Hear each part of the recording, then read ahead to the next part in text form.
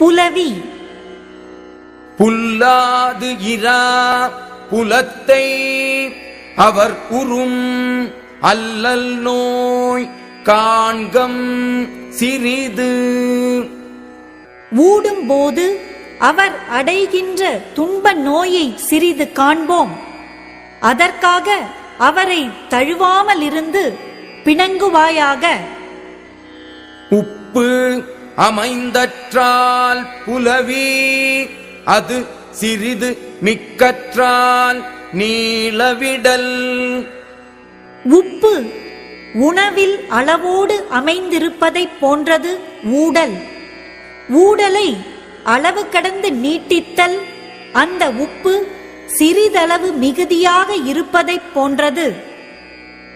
அலந்தாரை அல்லல் நோய் செய்தற்றால் தம்மை புலந்தாரை புல்லாவிடல்.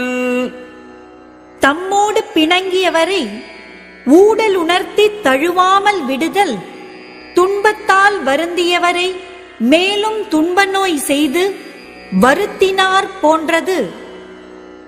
ஊடியவரை உணராமை வாடிய வள்ளி முதல் அறிந்தற்று. பிணங்கியவரை ஊடல் உணர்த்தி அன்பு செய்யாமல் இருத்தல் முன்னமே வாடியுள்ள கொடியை அதன் அடியிலே அறுத்தல் போன்றது. நலத்தகை நல்லவர்க்கு ஏர் புலத்தகை பூவன்ன கண்ணார் அகத்து. நல்ல பண்புகள் அமைந்த நல்ல ஆடவர்க்கு அழகு மலர் போன்ற கண்களை உடைய மகளிரின் நெஞ்சில் விளையும் ஊடலின் சிறப்பே ஆகும். துனியும் புலவியும் இல்லாயின் காமம் கனியும் கருக்காயும் அற்று.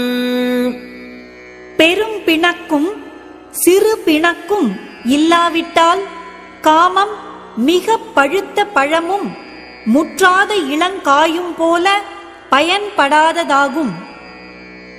ஊடலின் உண்டு ஆங்குவோர் துன்பம் புணர்வது நீடுவது அன்று கொல் என்று. கூடியிருக்கும் இன்பம் இனிமேல் நீட்டிக்காதோ என்று ஏங்கி எண்ணுவதால் ஊடி இருத்தலினும் காதலர்க்கு ஒரு வகை துன்பம் இருக்கின்றது. நோதல் எவன் மற்று நொந்தாரென்று அகுது அறியும் காதலர் இல்லா வழி.